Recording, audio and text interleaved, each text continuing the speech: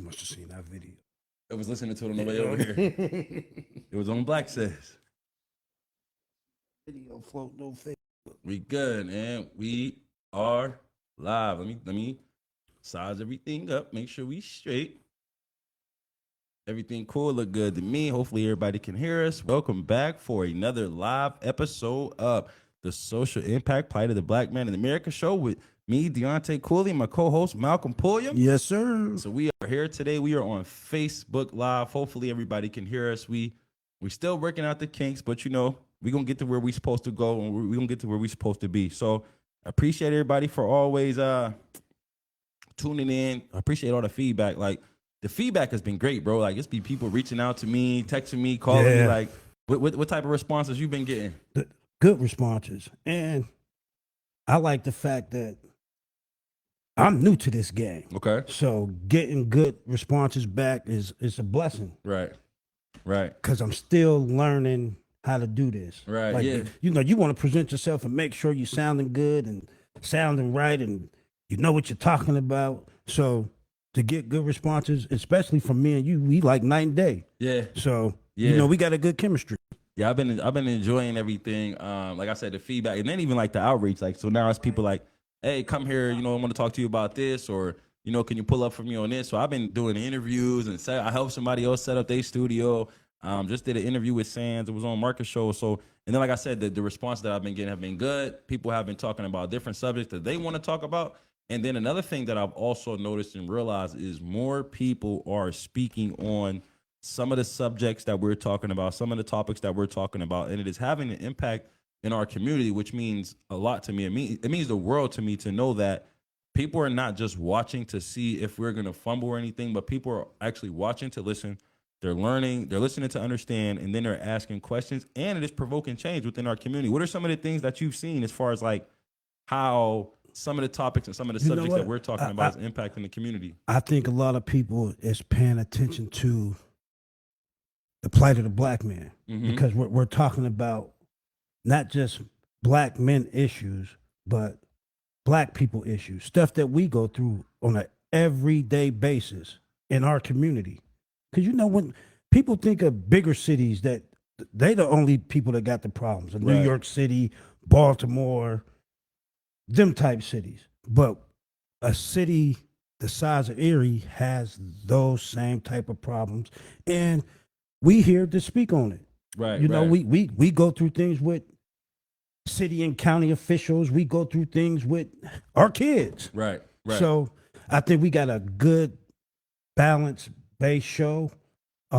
We had a couple guests the last 2 weeks, and that went well. Yeah, and we still want more guests too for anybody that's watching. We still will be reaching out for guests. It ain't gonna be guests every time, but yeah, absolutely getting them guests in here, having those conversations, and then also like the goal is to, you know, have some of those conversations with some of those people in different cities and in different states, because we don't want to make this bigger than Erie. When you talk about the plight of the black man, like you said, like people are recognizing that a lot of us have some of these issues and some of these problems, which is why we always make sure to talk about solutions as well. Right. You know what I mean? Because it's important for us to not only recognize problems, but also to be able to understand what we can do as individuals, what we can do as a people. So then that way we're not always waiting for somebody else to come save us, but we're brainstorming, we're having conversations, and then we're also identifying some of the people who can be pivotal in the movement of change. Absolutely. Right. It's all about change. Absolutely.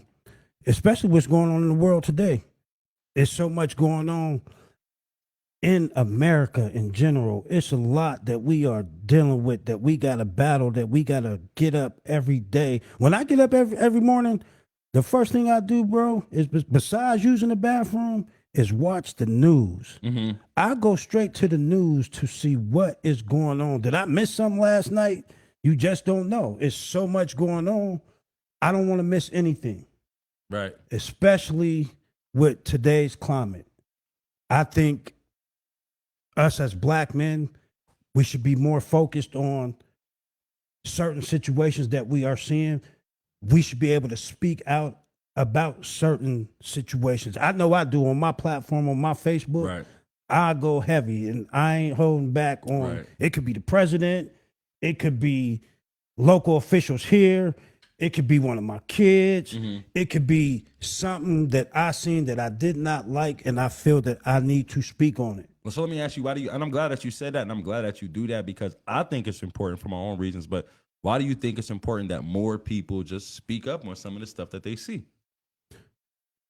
It affects all of us. That's number one. We might not think that certain things don't affect us, but they do. It's as simple as, I mean, gas is almost $5. Right. That affects me. Right. Because I work on 50th Street, bro.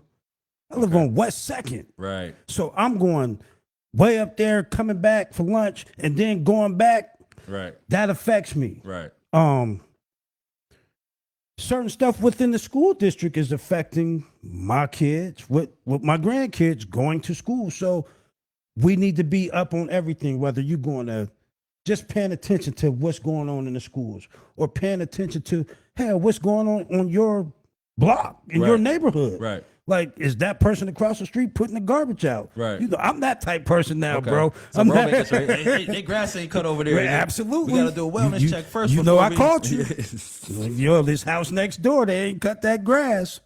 No, that's real though, right? And then when you talk about that, and I think like when you mention some of those other issues, it's important as well. And the reason why I say I believe it's important is because I think a lot of people, when they see us, or even just the title of the show, they think it's like, oh, these dudes are just going to be talking about issues related to black people, you know what I mean, or just black men. And I tell people all the time when they ask me, like, why did y'all title the show that? I'm like, that's the area where we can speak from because we are black men. Right. But we are not excluding anybody else or any other community from speaking about their concerns, but also talking about solutions. So, and which was the importance of the town hall meeting that was held, is like, we're not excluding ourselves from anybody, and we're not excluding anybody from the fight to do better. We are only speaking from our perspective, and we would love and we would encourage other people to speak about some of their concerns, and then also figure out how we can all collectively come together to realize and recognize, yo, that white man has problems just like I have problems as a black man. You know what I mean? That gay man has problems just as I have problems as a black man. But then we can also brainstorm solutions, because again,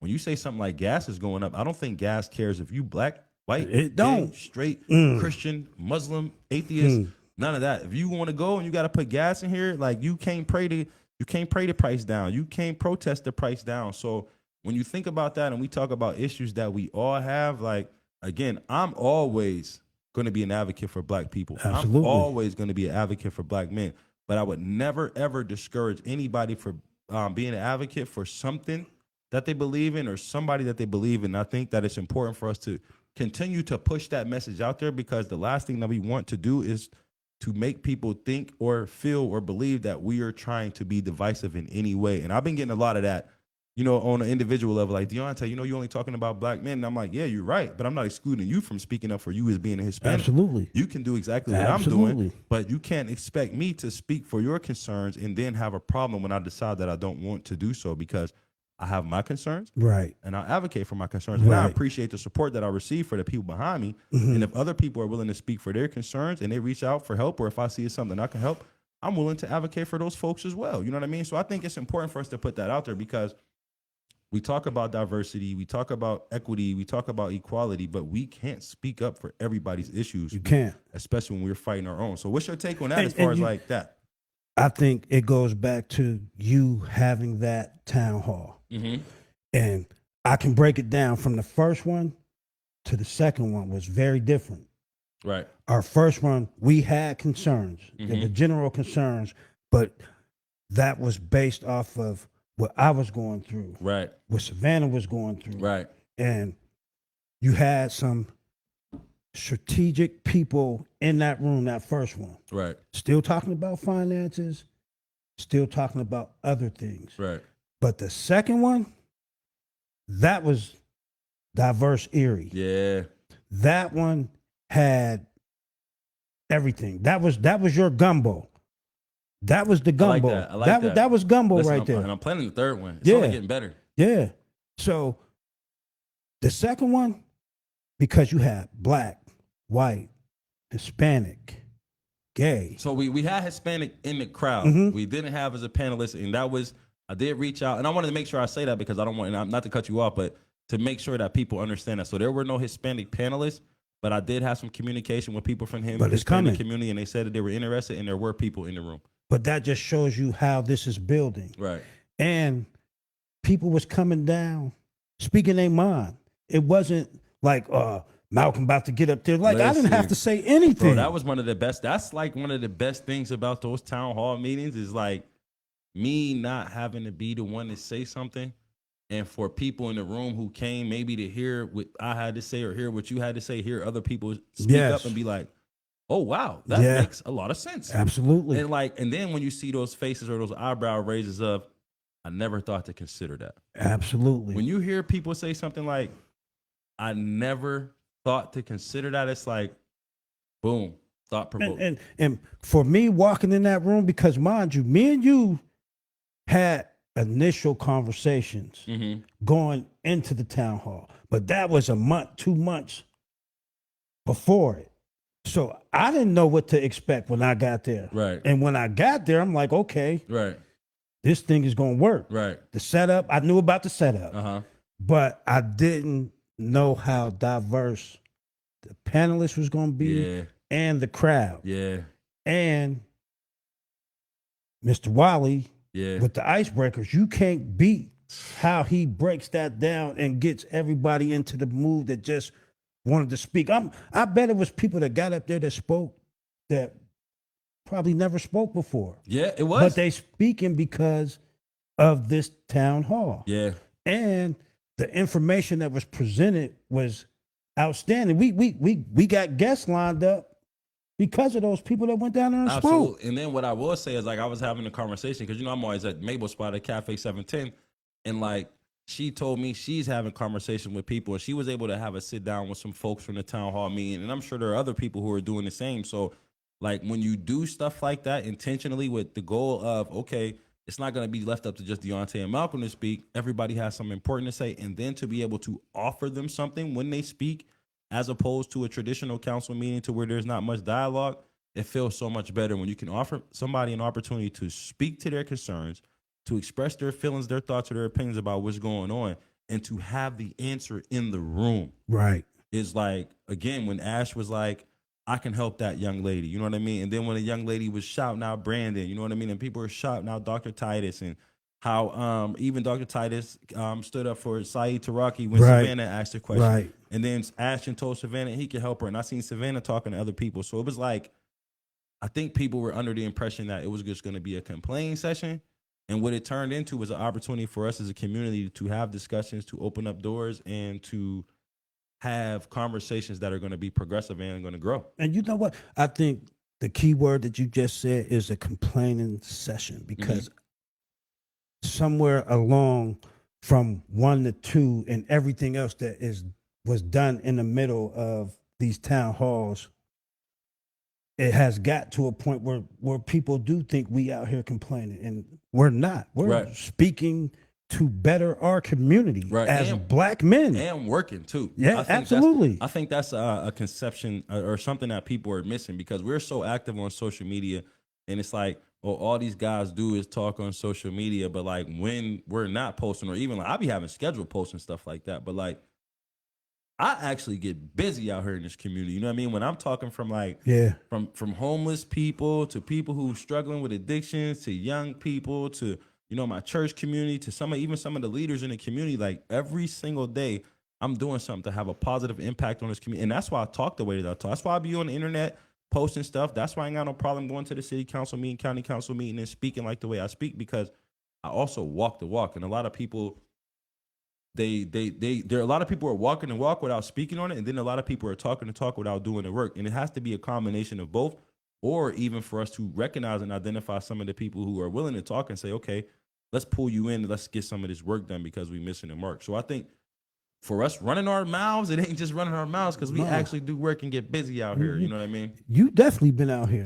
And I mean, when I pulled up to the studio, I'm like, bro, don't wear yourself out. You're like, man, I could never get wore out.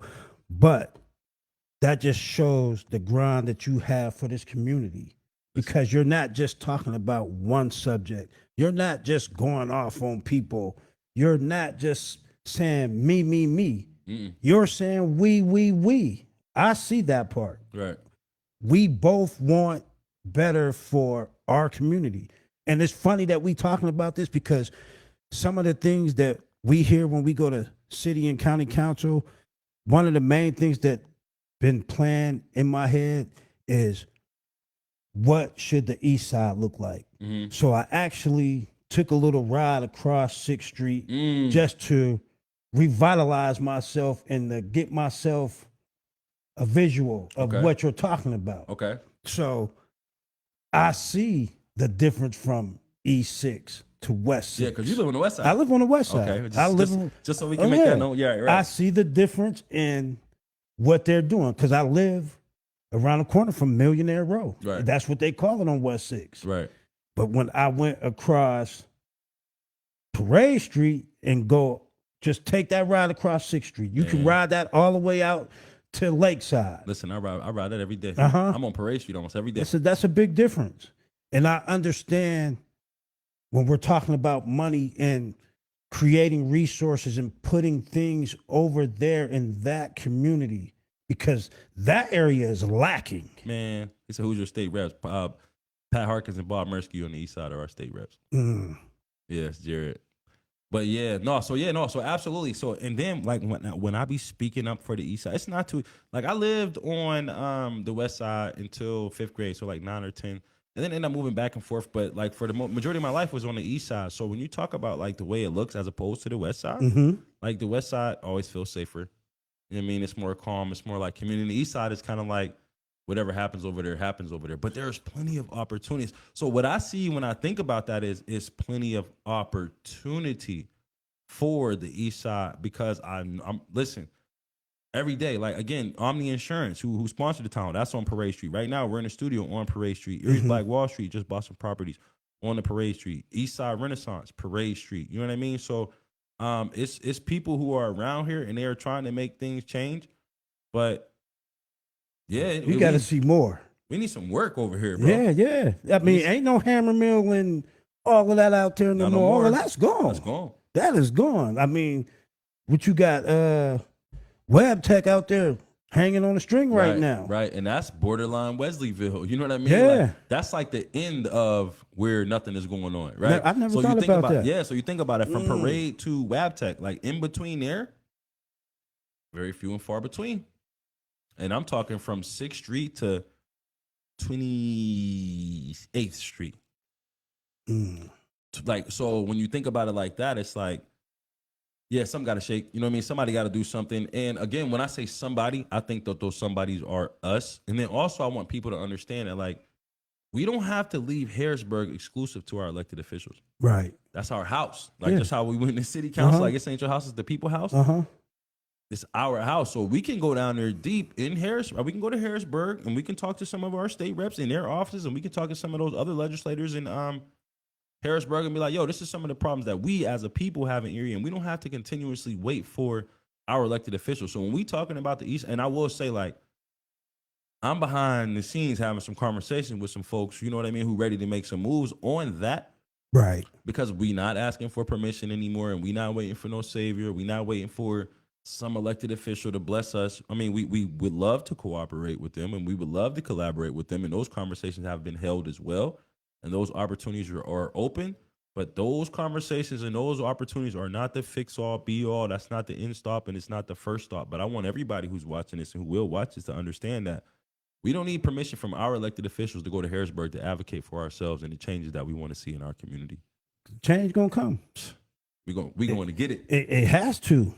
Like you know what I'm curious about your take on this, bro. And not to harp on Lakeside Cemetery. Okay. But it has to be a way that our city officials can go out there and help getting that cleaned up. I've seen a couple groups try to go out there and clean some of that up, but that got to be acres and acres of neglect right now, I guess. All right. How do you think that's a responsibility for our city to go out there and help clean some of that up? Honest answer, no. Okay. The reason why I say no is when you think about something like a cemetery, I go to the cemetery every day, every single morning. Like before I go to the gym, I go unless it's raining, and then I still pull up. But like I'll go out, I'll pick up trash in the area where my grandparents are. I'll pick up trash. It's been times where like when I was doing landscaping, I would take my landscape truck to when I would plant flowers and stuff like that. But if it was stuff in the area, I would clean that up. Or if like so my grandparents are right next to Dion King. You know what I mean? And Miss Pat Green. Mhm. So like if it's people who I know who stuff need cleaned up, like I'll reach out to them and let them know. Because I believe that it is my job to honor my grandparents' name, and what I'm not gonna do is wait for somebody to go clean up where they live. Right. So at this point, and it could just be me, but I look at the cemetery where my grandparents are as their house, and if there's something wrong with their house, I'm not waiting for nobody to clean that up. Again, that's just my perspective. So you think there's so many different plots out there, and a lot of us have loved ones out there to where that would be the ultimate community services for us to honor our dead or to pay homage to the people who laid the foundation before us, and for us to just dive in. Now, again, I don't know. I don't have family out there. I see Mr. T was out there, and he did something I believe 2 years in a row where he took his group of young people out there to go help clean up the cemetery. I think that before, again, we oftentimes will say our electeds are electeds are electeds. A lot of us need to be willing to do the work too. You can't call somebody out if you ain't doing the work. It's like, well, for instance, like you want, like I'm not you, but like say for instance, somebody is saying, hey, okay, well, the elected should go out there. Like, is you coming with your lawnmower? Right. You know what I mean? Like, or Right. you want to see, Right. you know what I mean? You want to Right. see one of the city council people with a weed whacker, Right. and you don't even know how to work a lawnmower. Like, it don't make sense because we need to understand that we all live here, and the more we rely on them, the more that they understand how much power and authority they have over us. And I wasn't trying to be funny with that, but I see so much on social media and a lot of people just making it. I don't want to say making a big issue out of it because it is an issue. But I just wanted to get that take on: is that a responsibility of our city government No. to help go out there and help clean that up? I believe the cemetery is a private entity. Mhm. You know what I mean? So that's like a business for real. So when you take on a business, there are certain responsibilities that you take on, which is also maintenance. You know what I mean? That's like we can't ask the city to come cut everybody's grass because Right. they own houses now. Right. Or you know what I mean? The city can't go cut every business who has grass in their land, or they can't do all the snow removal because then somebody has to pay for that. So if the city is sending employees out there to work on that, the money's coming out of the budget. Mm. So then if they do that and taxes go up, are we going to be like, why y'all raising our taxes? It's like, well, we cleaning the cemetery. We took on a new project. So I think that like maybe the people who own it reach out for help if they can't afford the maintenance fees. People who have concerns could go out there and do their part. I'm not saying one group or one organization needs to clean the entire cemetery, but imagine if people just took plots of, Yeah. okay, we're going to do an acre, or even if it ain't an acre, if we're going to do a football field's worth of work and we'll mark it. We'll put an X here. This is where we start. This is where we stop. And if anybody else decides they want to follow suit, they can come cut the grass or pick up the trash from the next X. I don't know. Definitely something to be discussed. I just hate to see the people that are talking about it just grill the people who own that. Right. But I don't think that I don't think that we should take that gun and turn it towards our government. True. You right about that. You know what I mean? Yeah. Like, because it's like every time it's a complaint, it's like, well, okay, well, what is the mayor going to do, and what are the city council people going to do, or county council people going to do? I think something that's important for those of us who are always saying the government should do something is we need to understand the difference from the executive, the legislative, and administrative branches. Mhm. Who's supposed to do what, whose job is what, before we just yell and scream at them. Mhm. And then we also need to understand our rights and responsibilities as independent citizens. And then we can do those things ourselves, because then if we're practicing what we're preaching, like, and that's why we have no problems going down to those meetings and speaking up to them, because we do it. Right. You know what I mean? When we say like have a concern for our community, because we have concerns for our community. Absolutely. We like come into the spaces because we go into those spaces. When we say shop black, because we shop black. When we say even shop Hispanic, we shop Hispanic. So again, when we talking about some of the stuff we talking about, I believe that some of the people who are raising those concerns and pointing the gun back at the government need to be able to say, because I do it too. Right. You know what I mean? Right. Because what it look like? Okay, our mayor is a woman, our county executive is a woman. Yeah. Imagine a grown man telling Daria or Christina Vogel, hey, we need you to clean up the cemetery, but he ain't willing to turn the weed whacker on. Right. It's like, bro, you a man, fam. Like, Hey. you want this lady, and that's not to be sexist or nothing like that, but I just feel like Right. some of us are asking people to take care of us and do things that we're not willing to do for ourselves. And when you talk about the plight of the black man, and we can speak to men and towards men, it's like, man up, bro. Mm-hmm. Like, if you gonna call the mayor out, be on the Facebook. I mean, if you gonna call it out on social media, be out here with your camera, with you pushing alarm, or like, I challenge you. Absolutely. You know, like Jerry doing with the challenges that he's doing with the neighborhood cleanup. Right. I feel like Jerry and Father Ink crew would be perfect people to go down there and say, hey, y'all need to clean if up we this see city. you watching, Jerry, go get it. Go get it. Absolutely. So if anything, but they are, I will say the Erie City Works, I appreciate them. And Absolutely. I live on 29th Street. We all know how Erie, when they say on the east side, like anything below 28th Street is pretty much like, so I live on 29th Street. So I'm not sure if they treat our neighborhood a little better or a little nicer. But what I will say is our streets department, they do a good job on my block. Our trash department, they do a good job on our block. Even the police brought my wallet to my house one day. I was going there, brought my wallet to me. You was going to jail, huh? I didn't know what was going on. It was nice and it was cool. And then even one of the sheriffs lived a block around the corner from me. Okay. One of elected officials lived 2 blocks up from me. So I will say, as far as our neighborhood, they take care of that. Okay. You know what I mean? So I don't, when you calling out, they do work. And I'm gonna speak from my experience as far as like the public works department in Erie, the fire department. I walk past there when I'm walking my dog. Those guys do good work. But I want to get to these comments real quick because Jared is going off and he's talking about something that we need to be knowing. Jared usually be going off, but he said Pat Harkins, because he asked who was the elected officials, state reps on the east side. He said Pat Harkins isn't running. Bob Mursky's running. We know Bob Mursky is running. Jared said Pat Harkins is announcing his retirement before summer ends. Sorry I leaked it, Pat. Thank you for your service. Pat drives to Harrisburg. He definitely drives to Harrisburg a lot. He bills $23K, bills over $20,000. All right, we ain't about to diss him. See the Mass Pat Carson announcing the retirement from Pat Harkins. We ain't got to talk about that. People, hold on, what'd he say? Most people who live in Pat's district don't even know he's their rep. He's like a ghost. All right, so boom. Yeah, so with that being said, I'm not exactly sure how true this is or not. We may have to wait for that information, but Pat Harkins, if he's retiring, then that means that his seat is available, which means that somebody is going to should be running for that. So we need to. You're going to have to dig in. We're going to have to figure that out. So we ain't finna talk too much into just the comments if you ain't got no factual information, and we definitely ain't about to make it into a bash party or you know what I mean. Not tonight. We ain't finna gear this into the, like I see you said that we ain't finna try to turn this into a cello thing to try to get some energy or some vibes. That's not what we're going to do here tonight. That's not what this is about. If you got some factual information as far as if he's not running or not, and that's awareness that we need to raise in our community so we can start building candidates, then we'll do that. But what we're not about to do here tonight is try to belittle anybody or tear anybody down and try to bring any information to pull them down. But again, that seat may be available. That was some good information for you to share, into Jared. that. Yeah, absolutely, because we need some candidates. We need some candidates. So let me take it here.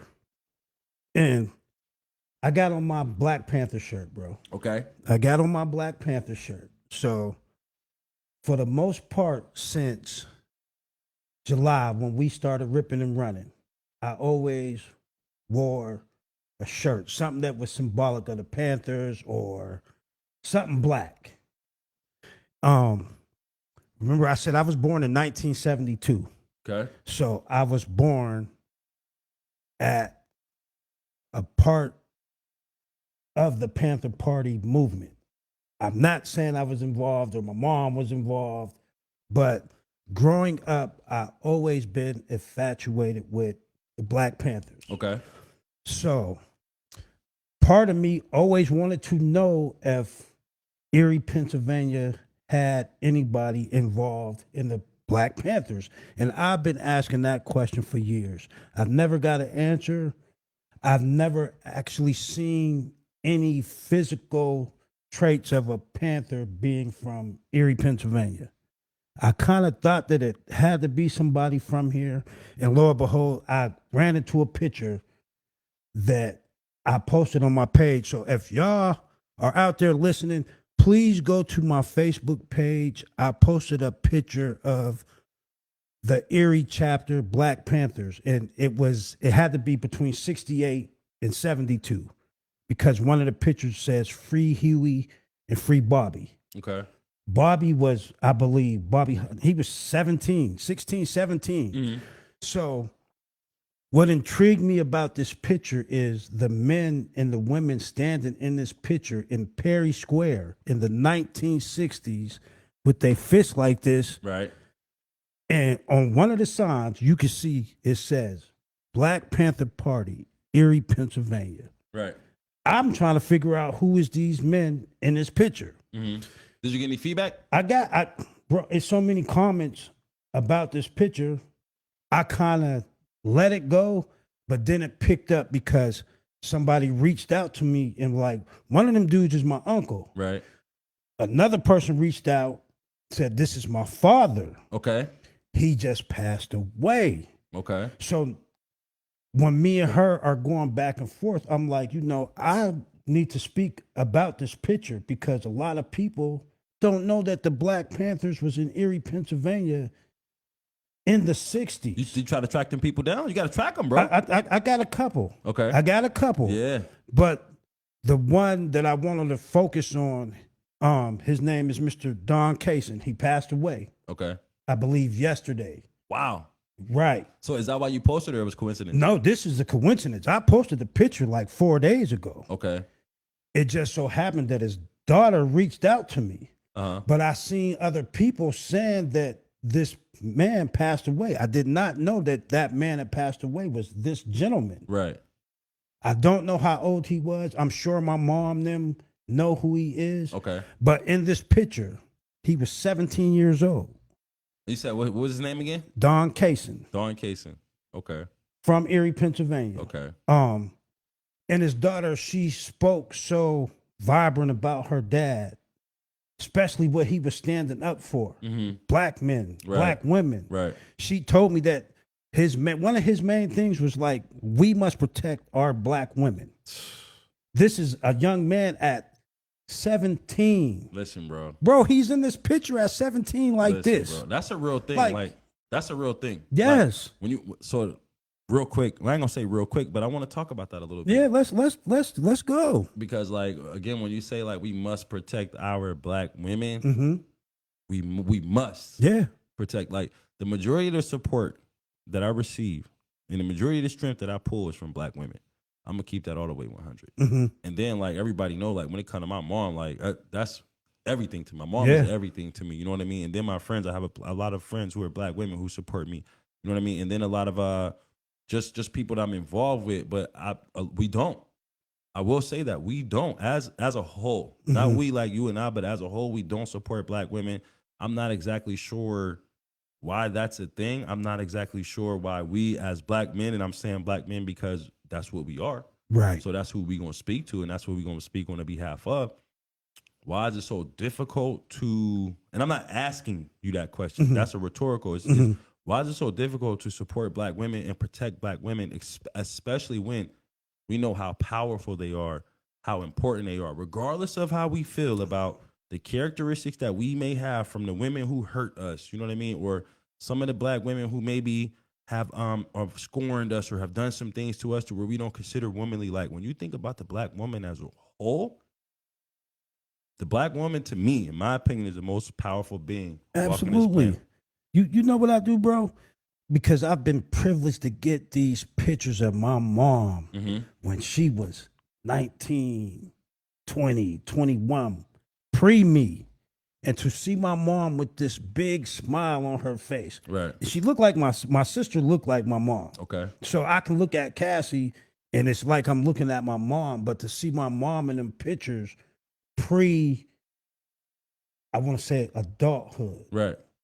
To see my mom like that with that big smile like that, like, man, I heard something about Right. Maylee Puyam. Right. Like, Right. you know, and it just took me back to what Mr. Kaysen's daughter was saying was his main thing was like, we must protect these women. Absolutely, bro. And but again, like he was 17, bro. But again, so you think he passed away the other day? His picture was when? What was the date on the picture? Like between 68 and 72. So we talking 40, 50 years. Yeah. That he was screaming, we must protect these black women. Yeah. And we still have a hard time protecting these black women, right? Yeah. And this is something that I will say, and you ain't got to dive into this conversation. No, we too much we because gonna go. I'm just talking about as far as the comments because, like, I know it get heavy for me, but like when you think about black men that we know, and we think about black men who are doing things and stuff like that, and then we think about how they treat our black women, I feel like we don't stand up for our black women, even against our black men, or even advocate for some of the black women who we see publicly getting mistreated.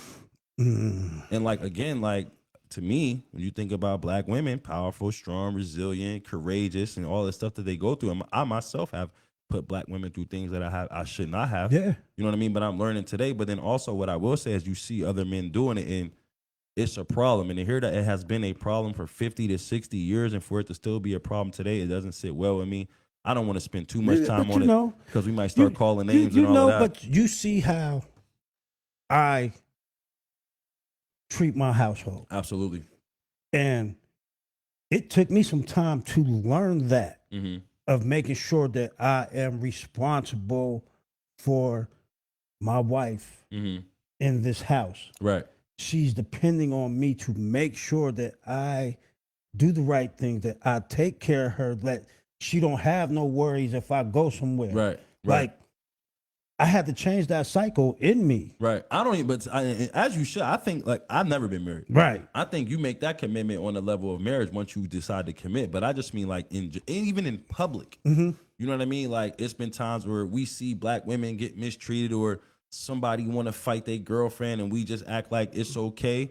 Or we see police do black women wrong, or we see other men do black women wrong, or some of us will stand back. So I don't mean like the black women that we are closely connected to, because we all are. That's why I said my mom, we love our moms, we love our daughters and stuff like that. But when you just see a black woman out in the community, or you see a black woman doing something with herself for herself, it's like, and you see people bash her. I ain't saying, because again, I'm not saying just to support her because she's black, but protect her because she's black. And when you see people bashing them and stuff like that, I remember it was a time, it was the guy, Scotty, who always in my comments, he had said, he came at. Oh, the Scotty Pfeiffer. Yeah, I think it was a time he said something too. I think it was like Shateria, Little, and Davina all in the same day. And that's when I made that post and snapped on him. Like, yo, at the end of the day, these is black women. I don't care what you think about me or how you think I feel or how strong you think I am about who I'll come at. Like, what I'm not going to do is sit back and watch somebody tear down a black woman and me not address it. And I think more of us as men need to be stepping up and doing that outside of the black women we love so much. Bro, I do that too. Like, I'll see a comment and I'll see, it could be a white dude, it could be a black dude, but they talking to these women as if they're less than. And some of these comments is way overboard. And I'm coming behind them like, you out your mind if you think you're going to talk to these ladies like this. You, like, get out of here. Yeah. Yeah. And then, bro, so this is the, in person, like, because this is what I will say, you will see, and not you, but you will see a lot of black men defending in the comment section when it's a white man.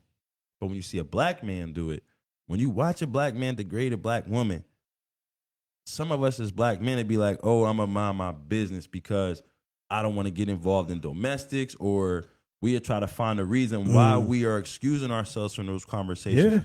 We find a reason why it's like, oh, well, old girlie shouldn't have, or she should have said this and this and that. Like, and like, we need to be doing that more when it comes to us as well. Because hell yeah, we can always, we can tell a white man you ain't gonna scream at a black woman. Right. But when we see. But I've seen that because I've seen men disrespect my mom in the household. I mean, in the grocery store. Yeah. You in Tops. Yeah. Or you in Walmart and you see some black man arguing with his girlfriend. 9 times out of 10, we minding our business. You're right. That's wrong. Because you're looking, that person, and I ain't saying you. Right. I ain't saying me, but that person is looking at that like, I need to mind my business. I ain't got nothing to do with that. Right. That's what they got going on in the household. That's the mindset thing. But then also it's like, okay, but still from one black man to another, bro, even if I can come and like, bro, like, yo, that's your wife. You embarrassing your wife in here. Yeah. Not even like, and I think that's the issue. I think like we feel like if we step to it, because I'm guilty of this. We don't want to get involved in domestics. So then if we step to it, it's like, mind your business. This my wife, this mine's. Yeah. You feel me? So I feel like if we can put it on the way to where I'm like, bro, chill, like you embarrassing her. You know what I mean? Like, wait, just take it to the crib. Like, I think you got to have that person that's willing to be pulled away to say, bro, Right, but you right. right, but you gotta have the courage to initiate. Yeah. But I honestly, and again, we ain't about to. What we're not gonna do is sit here and tear down black men. Oh no. Or any man No. about how they treat black women. I was just segueing off from that, Yeah. and I want to make sure that you get back to the gentleman who passed away from Absolutely. the Black Panther Party. It just struck me that you said 17 years old. He's saying we must protect our black women, and here we are 40, 50 years later Yeah. saying the same thing.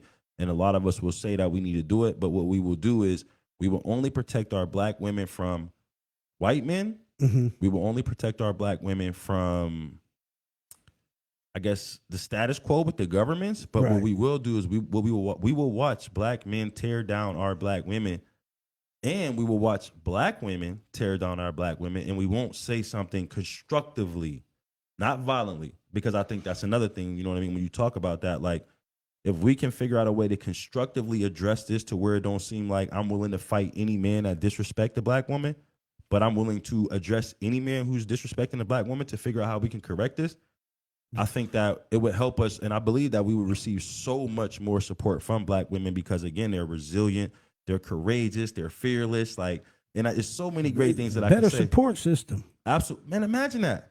Imagine if black women, and not even on an intimate or sexual way, but like, imagine if black women felt they could truly trust all black men to where when they're around them, when they're near them, they feel safe. They feel like they can support us. They feel like they're valued. They feel like they're trustworthy. Talk about it, bro. Imagine how things would be for us, bro, as men.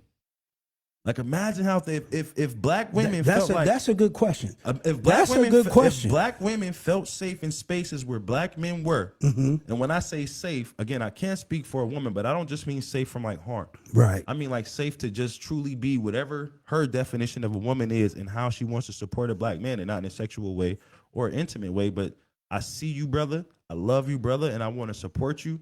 Imagine if a black woman felt safe around all of us as men, because they know that we know how to be men and we're going to protect them, even if we have to protect them from their own man. Absolutely. Well, bro, we can take that this way, this way, this way, but you're dead spot on at what some of us as men lack. Right. Period, point blank. Right. And again, I want to be clear. Yeah, we I'm clear. not the greatest at No, that. we clear. I'm going to say I'm not the greatest Right. at that, bro. He not the greatest at Right. that. We all need work. So I'm not sitting here preaching and saying No, I'm the no best preaching. black man in the world, or I'm the greatest. I couldn't get up here and preach about, yeah, I'm married, but have Right. I been the best husband? Right. Absolutely not. I'm still learning how to be a husband. Right. And I'll be married 24 years in September. Congratulations. And I'm still learning. Right. And I done had a bunch of F-ups, mess ups, and all of that. Not Bro, to this di- ain't radio. Yeah. This ain't radio. If you want to let the F word out, go ahead. This ain't the Not to radio. dive too deep in my personal business, but Right. on the strength of going back and understanding about being a man, because at some point I was married, but I was still a boy. Right. I wasn't doing what I needed to do to be successful, Right. trustworthy, and an all-around good human being. Right. I have to come back to being a good human being as That a part. man. That part. Like- that part. And that means a lot. I think that can be even unpacked too. You know what I Yeah. mean? And what I will say, like, again, I'm gonna say I'm not married. So like, you know the feeling, but what I will say is, me as a black man, I'm not gonna say there's not a greater feeling, but it's one of the greatest feelings that I have as a black man is when a black woman says to me, I feel safe with you, or I trust you, or I really believe that you mean what you say, and they're saying it in a genuine way to where it's not like they just trying to blow smoke, and it's not like we're in an intimate or a physical relationship. Right. When black women say to me, thank you, I appreciate you, it makes me feel good, because like I said, my mom is the ultimate black woman, and like when it comes to her, all bets is off. I'm willing to be a civilized and an uncivilized black man. We got a comment. Hold on, because it's Black Panther stuff, and I know this your thing. Alicia Lindsay. Yes. My father repped the Black Panther Party to his last breath. He always mentioned that you have to love yourself as a black man, woman first. After that, you're going to want to take a stand and protect your people. You're not going to move forward as a people if we don't do it for self first. Black women also need to step up, mother, and nurture our communities. It's not all on the black man. We need to play our part as well. Thank you, Kings, for mentioning my father. He was for black people, and So that was her pops. Yes. And want other blacks to realize there's. Oh, okay. So now, so Alicia, This is Alicia. Jamil dad was. I think wasn't Jamil dad. I'm not sure. Okay.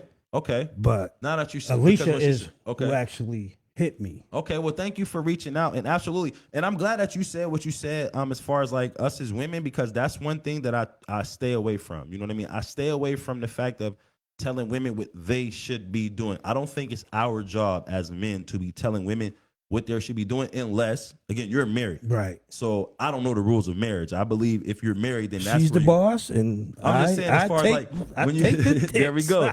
When you offer them criticisms to women, I think like you know what I mean. Women need to be protected. You know what I mean. I feel like women are vulnerable and they're soft and they need to be safe. So it's not our job. Again, when you think about somebody like me, my size, my stature, I know I can be intimidating to a woman. So the last thing I want to do is be trying to tell a woman what she needs to be doing or what she should be doing. But I do know as a black man, I'm going to protect the black woman. And this is not to exclude a white woman or Hispanic woman or anything like that. But again, when I say we advocate and we talk for black people until the day we die, we don't have to excuse the fact that we for black people.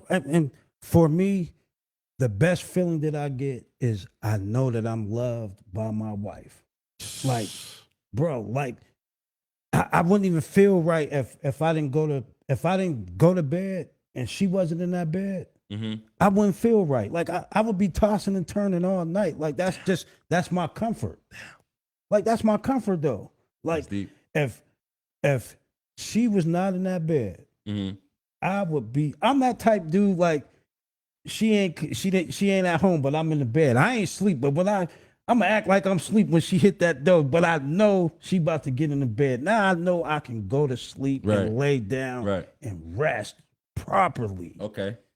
But I know my wife loved me. Right. Like, you know, we get up in the morning, we drink our coffee. Okay. Before we go to work, we have our little conversation. Before she go her way and I go my way, we kiss and do what we need to do. We communicate during the day. Right. And we come back home and we decompress. Right. Like, yeah, sometimes we might be on our phones but we both in the same room. Right. The air that we breathe in is good air. Look we ain't boxing. Look at it. I hope she's watching. Yo, I hope she's watching right now. I know she ain't watching. Well, she don't like to see me talk. But we're gonna have to scream. We're gonna have to send this to her. Because Malcolm love his wife. Absolutely. But for Alicia, I want to tell you, like, we gonna throw this fist up for your dad. Power to the people. I'm glad that you reached out to me. I'm glad you seen that picture that we posted. And I want to make sure that I didn't know your dad, but I want to make sure that I give him the proper respect that he deserves. I want to make sure that he get his flowers for representing Erie, Pennsylvania as a black man standing on business. Like, that's what me and Deontay and a couple other brothers in the community, we try to stand on business and make sure that we representing the right way. Not the wrong way. Hey, Jerry said Malk just wrote a love, so yeah, he did. I ain't gonna hold you. I'm sitting next to bro, like I got butterflies. Yo, that was like I need love joint, the LL Cool J joint over here. All jokes aside, like it wasn't, that was authentic, bro. It wasn't more real than that. But what the reason I say that is because I could have easily lost everything that I worked so hard to get. I was so close to like throwing all that out the window. Right. So me showing my affection and my appreciation is something that I don't just have to do this. Right. I mean it. So then check this out, right? Because what we gonna do is we gonna make sure that we put it back on your wife because we recognizing the black woman. Right? Okay. Think about that. What you just said. You almost lost it all, but the love of the black woman changed your life. Yeah. To the point to where it's like, yo, this black woman loved me so much that I have to change my life or I'm gonna lose the love that she's willing to provide. Yeah. And there's no other love like the love that your wife provides. Absolutely, bro. So you like, man, I'm willing to do what I gotta do for this. See, you gotta remember, I'm 53. I've been with her since I was 19, 20. Ooh, 30 plus. So we got a history, but through those years, we had ups and downs. We strayed away. You come back. You boom. I didn't get. One of my goals was to be married before I turned 30. I got married when I was 29. Okay. Like that was my goal. Like before I hit 30, I'm getting married. Right. Me and her was already together. I don't even think this wasn't even no get on one knee and propose and pull the ring out. This was like, You my wife now. no. I just came home like, we getting married. Call our friends, and we just Like, went in. I ain't asking like, you. I'm no, telling like, you. we getting married, and that's what happened. Bro, so you mine Yeah, now, like, and I'm yours. We was already official. Like, well, bro, we was already kids in. Hey, bro, that's crazy. He said, "What I'm gonna ask you for?" And I know we the answer. we getting married, and we did it. That's what's up, bro. Like, That's what's up, bro. but I almost fucked that shit up. Like, I ain't trying to be funny, and no disrespect to wifey, Right. because I love her. Right. But somewhere along the line, you ever feel like I lost myself? It's important for you to say that because a lot of people won't admit that. Yeah, I lost myself. Like, What you mean without giving out with it? Because again, we ain't about to open up no wounds or nothing. So let's just talk about you. What did it feel like to lose you? Tell me about the feeling, not the incident. The feeling is like, I don't know if a person ever hit rock bottom, because rock bottom is different for a lot of people. My rock bottom was an emptiness. Like, you know how people say you had that the pit of your stomach was like, Yeah. bro, that was my stomach, but it was every day. Like, I was just living life careless. I was Right. a careless person. It took for me to sit down. One thing that I can say that I had, my friends, my homies, they had to bring me back to earth. Like, you out here wilding. When I was able to have them conversations with them and get myself back right and understand, like, yo. So you had some solid brothers around you as well. my homies to this day. Like, I don't even got to name them. They know who they is. Like, listen, and what's crazy, they probably like, you about to lose a good one, Malcolm. yeah. Don't like, do this. Like, and it's a black woman. It was so much. It was the connections of my friends, and I'm not even talking. I have to name my brother, my mom, even my dad. Pull the village in at this point. Yeah, my sisters, because I was at a point where I didn't think I had anybody to talk to. Right. We both worked at Cadencia. Right. So we was always the talkers. Right. Yeah. Yeah. Like, when I needed that ear, it was a point where I didn't feel I had that ear. Okay. And I was just going down a slippery slope. Like, eventually that car was going to crash. And the car crashed. I had to put them pieces back together. You keeping it real, bro. Yeah. No, you keep it all the way real right now. I'm glad that you said that, man. Especially, again, when you talk about the love. And so this is what I will say. Because I don't know if it, like, the way my mind work, like, I'll be all over the place. Like, you know what I mean? Like, I'll be telling people I'm kind of like Rain Man, because you just mentioned a lot of different things. You took a chance and you almost ruined a relationship that you had with your wife, a black woman.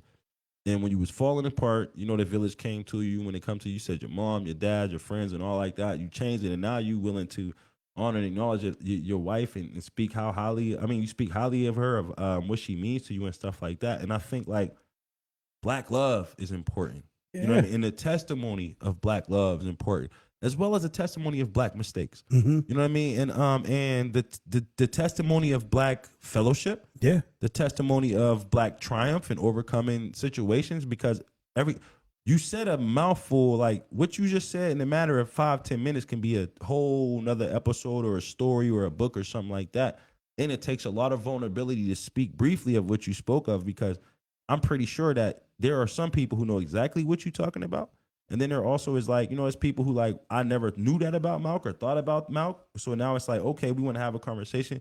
And there are probably some other people like, wow, that's crazy. I'm going through something right now. And maybe I need to reach out to some of my friends, or maybe I need to. It might be some people right now that are considering leaving their wife. Hold on real quick. Let me make this one. Because it might be some people who are literally considering leaving their wife or their partner or their significant other. And they're chasing after something that means them no good, and not understanding or realizing that you're about to walk away from one of the best or the greatest things that has ever touched your life. And you may have just gave a testimony that's correcting somebody's mind right now to think about if they're going to step out on their wife, their girlfriend, their significant other or not. And I don't think that people understand that. So I had to get all of that out. But what you was going with that? The other part of that is my wife's friends were strong, not just for her, but for me too.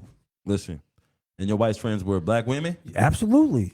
Like, I'm telling you, man. They was giving me advice like, bro, da da da da, da da da da. Right. But to understand that her sisters was my sisters too, and get your ass back on track was like, yeah, icing on the cake. Like, you know, my sisters they mad at me, but they telling me get my shit together. Absolutely, man. Like, man. Again, we need to be telling stories like that, because as a community, sometimes we'll be like, oh, we can't come together, or oh, we can't work together, or everybody always hating, or don't nobody want to see black love, or don't nobody want to see black couples. And here we have Malcolm right here is a true testimony of black love, of black fellowship, of black community, of the black village. And then even like him being able to be vulnerable enough to be like, yo, I hit rock bottom. Yeah. And the only way for me to be able to get out of the bottom was the support and the love of my wife. Bro, the pit of my stomach, man. Like, you ever been to the point where I had my heart broke before. But this is I wasn't married though. This is I could go to work. I was drinking every day. Go ahead, tell your story, bro. I couldn't even eat right, but I was able to drink to cope. Like, and this is we was both counselors. Tell your story, bro. Keep going. That part of me. No. Dive into that. No, I'm going to that. But I'm gonna dive in. I said I couldn't eat. I was just drinking to survive. I couldn't, like, I was eating cans of soup, like just to try to get something in my stomach. Mm-hmm. When I say the pit of my stomach felt the same way every day, this is one where going to work was like therapeutic for me. I just needed to be around something or somebody. Like, and mind you, I was driving, so I was by myself. But being by myself, like taking a route, going down Greenville, hitting Sharon, Farrell, Newcastle, and coming back, it gave me enough time to get this up here mentally right. Right. That's why now, if somebody say something about me, it don't bother me, because I was doing mental calisthenics. So let me ask you this, because it is Mental Health Awareness Month. I'm gonna ask you this, and you don't gotta dive too deep. Did you seek any therapy? I did. Okay. I did. I was able to speak to somebody. Okay. And one thing I don't want, because I've been to counseling before. Okay. And out of everything that I ever went through, counseling, bro. You learn who you are. are. That is the toughest. Listen, you learn. Hey, yo, you learn who you is. That lady was like straight, no chaser, like boom, listen, boom, boom. Everything you thought you was slick at, when you got to talk about it, they like, oh yeah, you ain't as good as you thought you was. Yeah, and they didn't hold no punches. And then it's an actual label or name for it. So then that's what be worse, when they like title you something like, oh yeah, that's anxiety, and that's a little egotistical, and you're a little arrogant there, and it'd be like, ugh. I thought I was not, you thought you was smooth. I was still working at Cadencia. I'm a counselor. Listen, I was a counselor getting I'm therapy a counselor. Too. I'm telling I got all these problems going on, and these people got problems, and I'm trying to help them walking them through, and can't help myself. Listen, man, there's plenty of people like that in the world too. That's why it's important for everybody to get help. You know, I always gonna talk about mental health, and that was a little snippet or a little tidbit for the mental health awareness thing. But I love the fact that we talking about black love, right? Because it's about to be June, bro. Mm-hmm. And when we talking about black love, and then we talking about June, why is it important that we celebrate black love in June?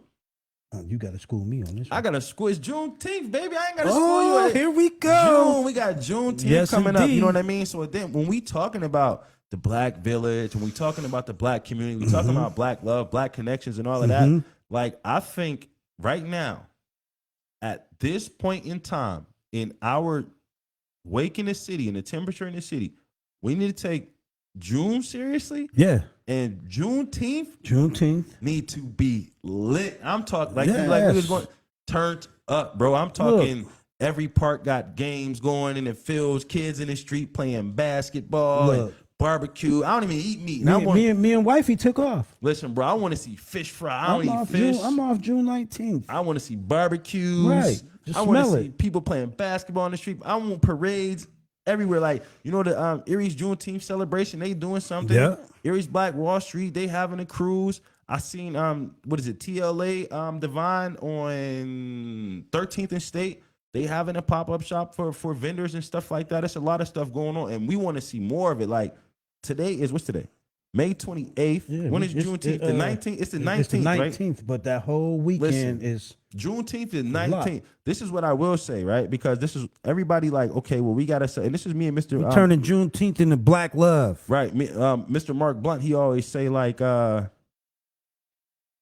you know, people try to pick the weekend or whatever the case. Juneteenth is the day. So when July 4th is July 4th, yeah, we gonna get in there. When July 4th fall, when the 4th falls on the 4th, I don't care if it's a Monday, Tuesday, Wednesday, Thursday, Friday, they celebrate it. Yes, You know what I mean? absolutely. But Juneteenth happens to fall on Friday this year. Yes. So on Friday, June Friday. 19th, 2026, we need to turn this joint up. And fireworks, like everybody be letting their fireworks off. Like Memorial Day started, so it's gonna be fireworks every day. And it's a lot of people in the Erie community who be buying fireworks and be letting them off in the parks and stuff like that for the 4th of July and for Memorial Day. And we not trying to discredit or knock anybody holiday, but it's about to be June, bro. Yeah, and we need to make it like a week, month-long this is celebration. what Go ahead. our people need to understand Juneteenth, because they're celebrating 250 years of America or something, whatever they got going on. There's some But type of we celebration. still American, Right. absolutely. Right. It's a celebration for that. 250. Yeah, you 250. We need to definitely handle Juneteenth, and it should be celebrated properly. That's a holiday. I think people forget that is a holiday. Right. It's a holiday. It's a holiday. We don't got to dispute why it's shit. It's a holiday. Yeah, absolutely. So when you talk about Juneteenth is the Independence Day for Black people, and we as Black, and then this is what I want to see too. I want to see white people celebrating Juneteenth. Absolutely. Red, black, and green. Listen, I know people probably like, oh, that they need to mind their business. They got their own day. Nah, before they woke us up and before they educated us on Juneteenth, bro. 4th of July was lit around here. I ain't gonna hold you. We getting our outfits. We going to Waltermere, you know, barbecuing, red, black, and listen. But I'm just saying, 4th of July, we used to celebrate. Red, we used to blue, go and crazy. white. Right, red, white, and blue. We celebrated crazy. People buying fireworks, parks lit up, and all, and it was a good time. So I'm not trying to knock or discredit that. But since we are aware of what Juneteenth is and what Juneteenth means now, Erie need to be lit. Like if people traveling from out of town, they're like, yo, we in Erie for Juneteenth.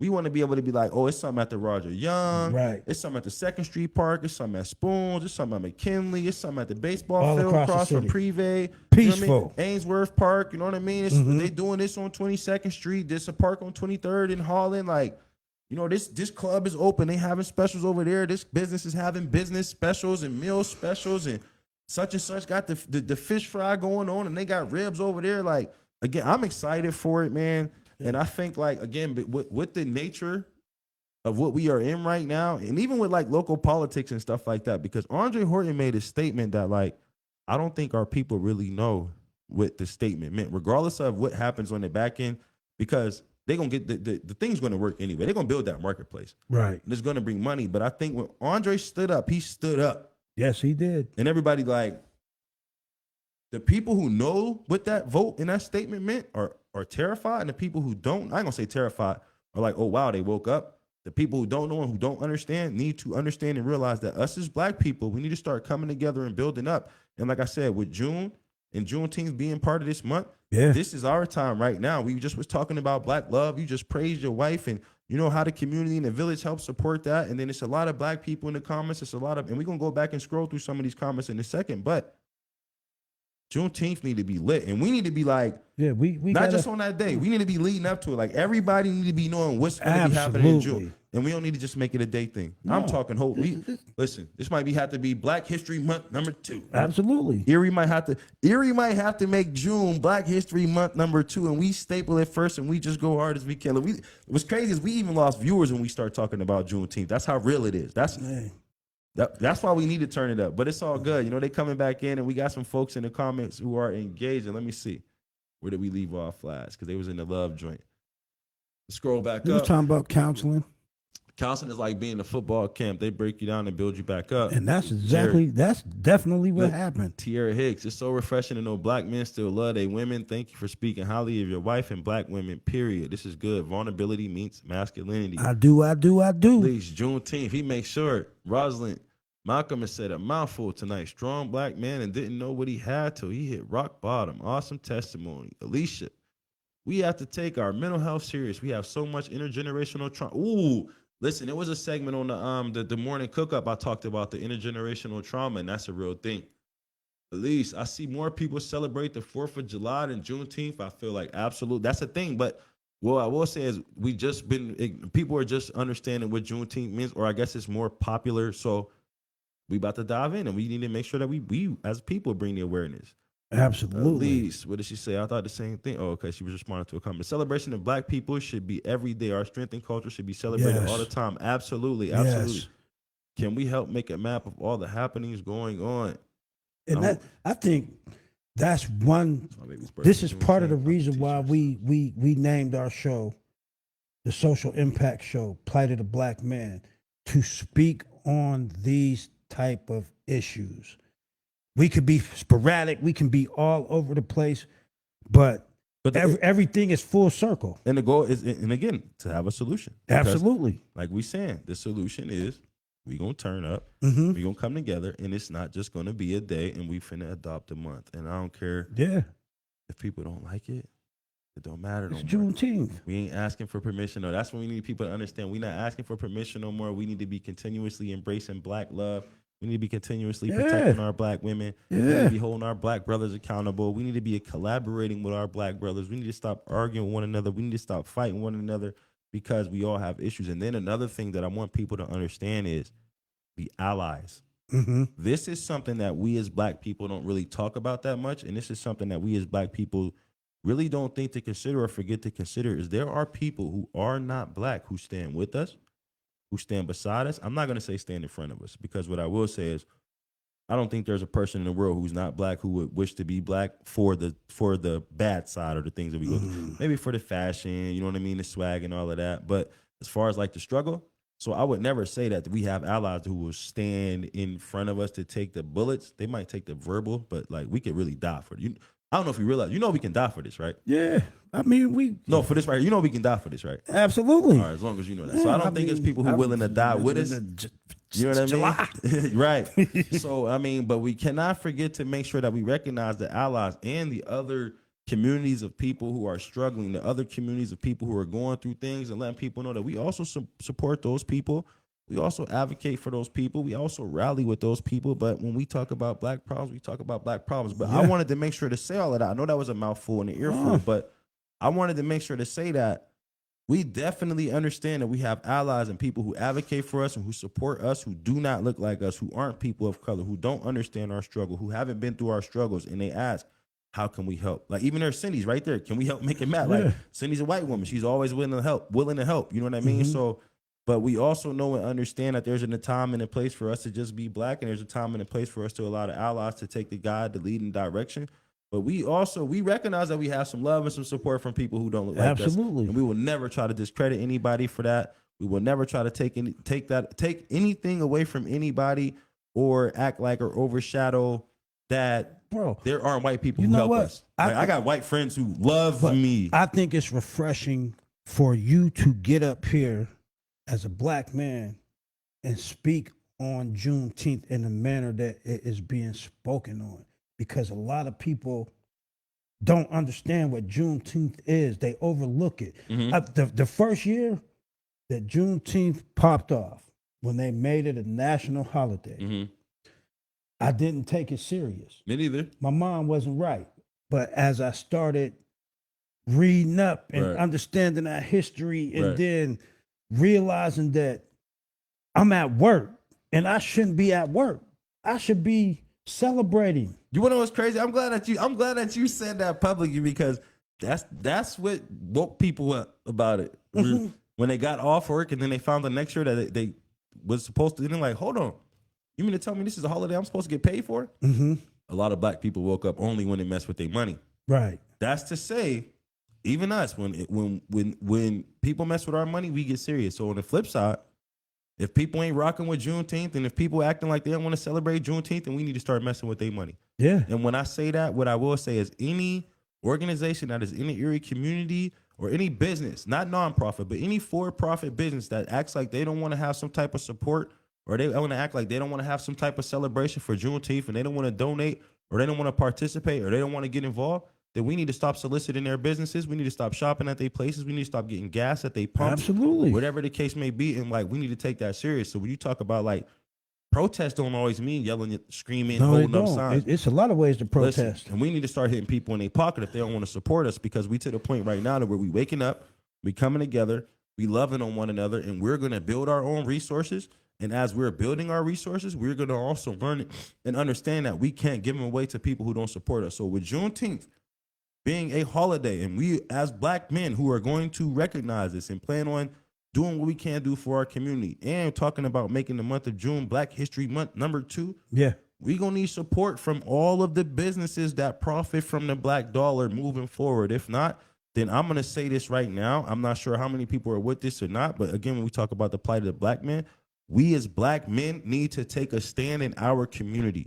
And when we talk about protecting our women, and when we talk about protecting our children, and when we talked about protecting our allies, the way that we do that is we take a stance in our community and we stop soliciting people who don't support us. We stop spending our money in places that don't support us, and we hold our community accountable, but we also offer them resources in places that they can go shop and spend their dollars who do support us. Yeah. Because that is the problem in our community, but that is the fear of the communities looking at us from the outside. And once we understand how important we are as a people when we come together, and we understand how powerful and valuable our dollar is, and then when we as men understand how strong we are together as opposed to being separate, and we stand up for our black women, and we stand up for our children, and we open up the shops and the grocery stores and the places where they need to shop if we feel like it's not available, and we tell them to only shop here. But in the interim, in the process, we also protect them. We also provide them with services that can benefit their lives. We also educate the young people so that they can mold into these. And we stop shopping in places who don't support us, we'll take over this place. Absolutely. And that's what we're working towards doing. And again, not to exclude the allies, but they need to understand that people who don't look like us, who say they got our back, then they got to work harder to figure out who we are. And they need to come into our communities. Absolutely. And go to these local businesses and candy stores and corner stores and all of that, as opposed to just looking for the big thing, because it's not about the nonprofit organizations all the time. So if people ain't rocking with us and we talking about June and we talking about Juneteenth, then we done with them too. And that's just where they got to be at. That's my take on it. And I feel like us as black men are going to be the only people who are going to be able to push that effort and that initiative forward. So that's where I'm at. Again, this is an important holiday. It should not be overlooked. Not especially from our African American black community, however you or whatever you call yourself. Black. We can't overlook this. Not at all. Like, I made it a point to make sure that I was not working that day. Right. I took off that Friday and I took off that Monday. Right. So Friday, Saturday, Sunday, and Monday, I'm all the way in. Some got to shake.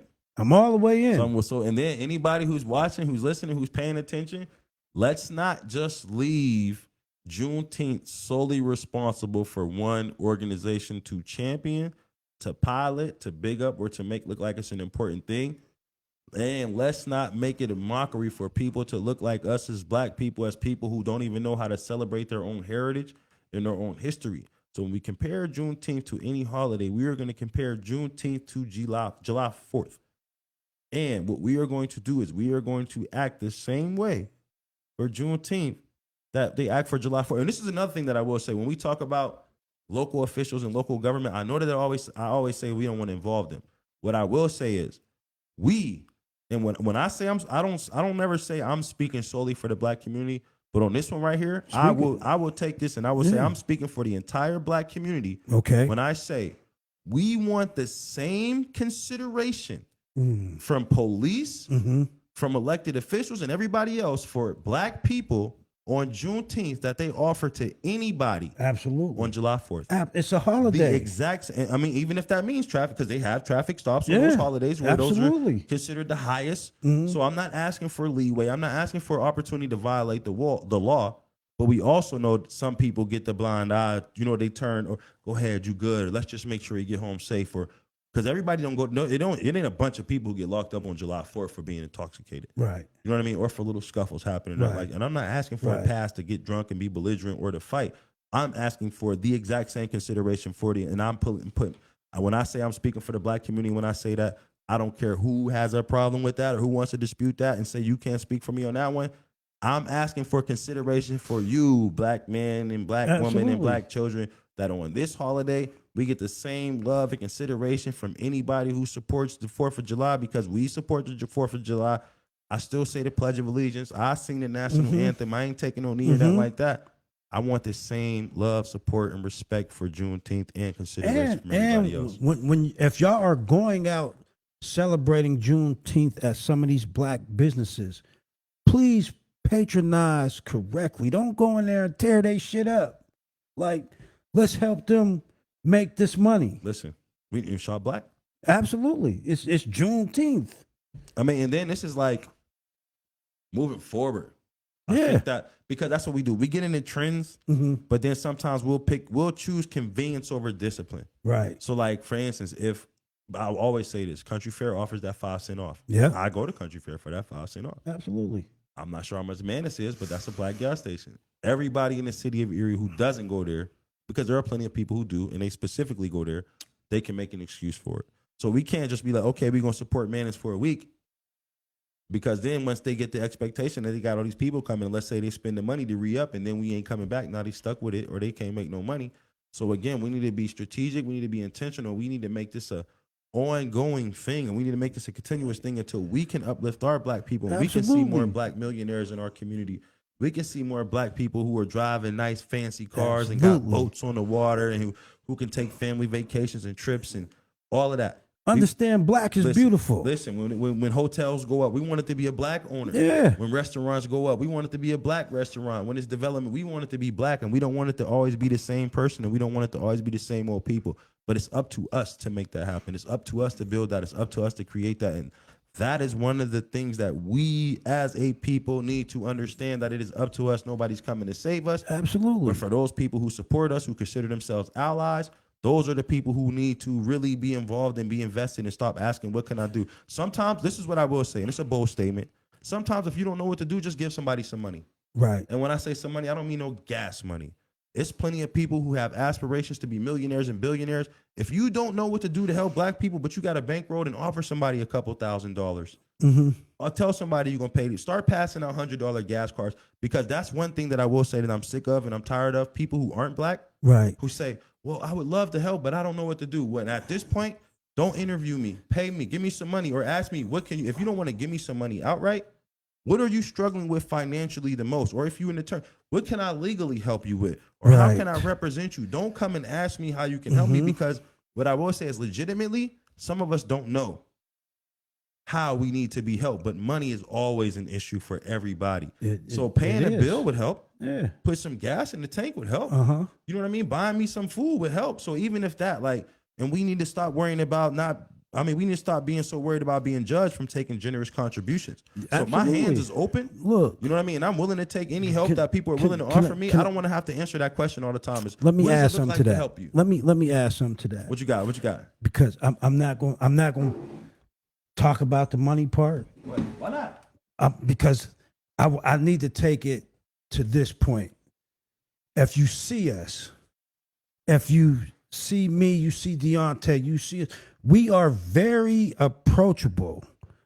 Do not think that you cannot come up to me or him and say, hey, how you doing, brother? Like, we need to start learning how to celebrate each other.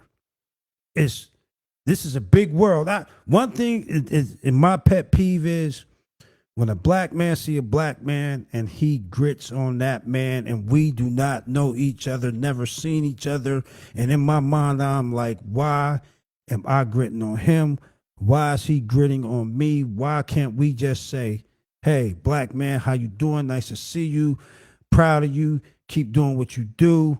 Love is love. Like, let's take into consideration that us as a people need to stand on our business. We need to get united. I mean, we're celebrating Juneteenth, and it needs to be celebrated as is, celebrated amongst our people. Bro, I be watching a lot of them old videos, and they be like, black is beautiful, and the kids is outside running, and they singing, and the parents is out there, and everybody is having a good time. We need to see that. That's what I want to see in Erie. That's that type of effort and energy that I need to see on the 19th, the 20th, the 21st, and the 22nd. And the people who know what that look like need to be providing that too. You know what I mean? Because there are plenty of people who can agree. Oh yeah, I know what you're talking about. Or I was there. I remember that time. Like, okay. Well then, if it means bring your grill to the park, bring your grill to the park.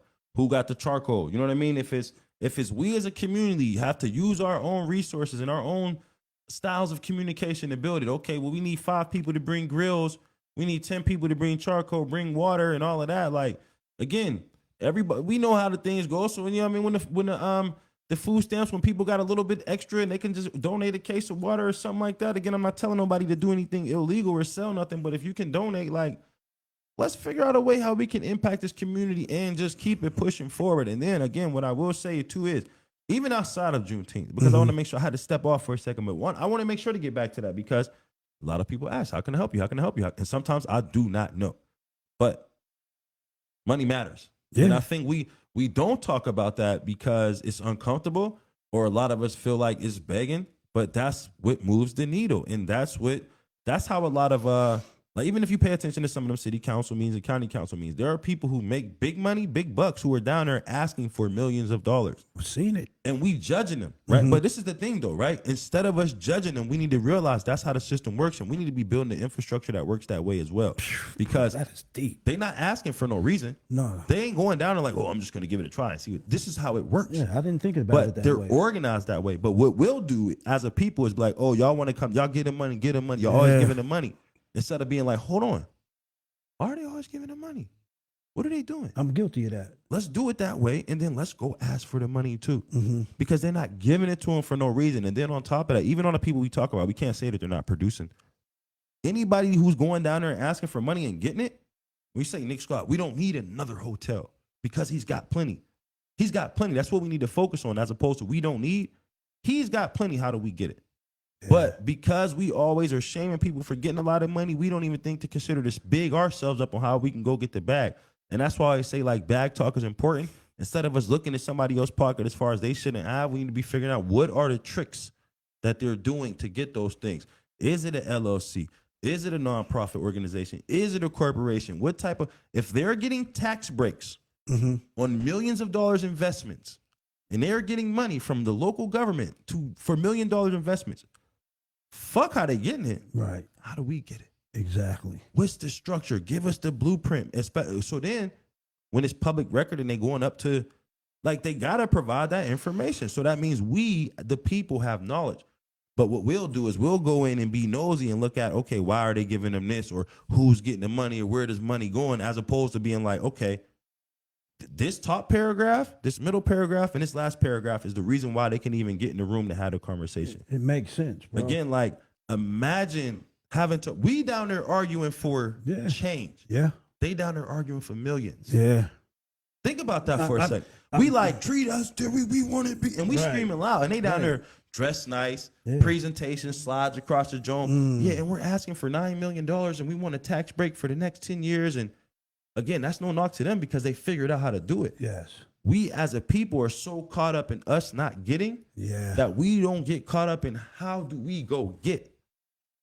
Absolutely. And they do it right in our face. I'm guilty of that because I went down there. I've been trying to tell you, bro. Like, we got to figure out how to, right. I seen him. Remember you said he was and laughing? I said, like, yeah. But and I'm like, that's his fault. Yeah. That's not his problem. He figured out the plan. But now that you broke that part, because we haven't broke that down like that. Right, we have. We never did. We never broke that down. I've never really said that to anybody out loud, but that's a real thing. To make me think now, like, yeah, because I went down there and I watched that meeting. That part. My thing was like, man, he ain't do nothing for them black ladies. So listen, so check this out. What you could have did was, and this is just, how you doing, Mr. Scott? My name is Malcolm. I want to know if it's an opportunity for us to sit down and have a conversation because I see that you building wealth and I want wealth built in my community as well. And maybe you would teach me something. Absolutely. Because then what you do is you're holding his feet to the fire. If he would have told you no at that meeting, at this point in time in our lives when we got the move and we got the noise and all of that, imagine what that would have looked like. So now it's to the point now, as opposed to us coming after the millionaires and trying to shame them for earning, as opposed to coming at these organizations who are trying to build and impact our community, we want some too. So, and I think again, when we go back to the statement from Andre, that's what I'm not gonna say that's what Dre said because he said what he said, and nobody can put words in Dre mouth. No, you can't. Dre gonna talk for himself. But what I will say is, what I heard Dre say was, we want to be doing that stuff too. Yeah. But also, what he said to us was, we need to be preparing ourselves to do stuff like that too. So we got a little wiggle to put this on break. But wake up, black people, because the governor is about to give Erie Events $9 million for this project. Right. Great. Kudos to Erie Events. Great job for bringing something to Erie. If they got $9 million for them, they got $9 million for us. So you know what? This is what I interpreted from just you talking. Because again, I'm telling you down there, like, yo, he ain't do nothing for them black people. Right. I was angry. I shouldn't have been angry. I should have been ready to say, yo, first of all, I ain't got no plan together anyway to even go step to him. So maybe if I had a plan and some business partners who had a plan, then we could go formulate this plan with him. Instead of me being down there like, man, he ain't do nothing for them black ladies. Or how do I do what you did? Because he started by himself before he built it. Right. What's the recipe? It's just opening up the mind. What's the recipe? Yeah. And then he would have looked at you different because we're viewed at, people only get before we had this show, we was judged off of a 3-minute speech and a 5-minute speech. Yeah. And what we shared on social media. Right. So now that people get to learn and understand, seeing this and people going to be talking about this, I'm pretty sure that some of those folks will be willing to have that conversation. Like, hold on, who's calling my phone? Oh, not the guy who's screaming. Oh, no, he doesn't want to scream at you. He actually wants to buy you lunch and he wants to learn from you. He wants to collaborate with you because then also we need to understand, even though it's frowned upon, we need to say it loudly, understand that there are rich people who feel bad for poor people who want to help but don't know how to approach us. Right. So a Nick Scott or a Tom Hagen would probably love to be able to be like, oh, I got a black friend. Yeah. Or see you like, that's my friend, or I just had lunch with that guy. Like, and that's just is what it is. Again, like I said, I have a lot of white friends. But what I will say is my white friends are proud to say that they are friends with me, Deontay Cooley. Right. And I don't blame them for that. I don't shame them for that. I don't make them feel bad. I don't feel tokenized because we take care of one another. So I'm saying that to say, if we can get past some of those bias of feeling like everybody's always after us, everybody's trying to take us out, because sometimes we think people are after us and them people don't even know that we exist. Or they don't even know our problems or our struggles. Like, that probably was the first time they ever heard them type of problems, because the problems they deal with is up here. Right. Now, you don't know what's going on in the basement when you at the skyscraper. Right. Somebody else is handling that. You're just hoping it's okay.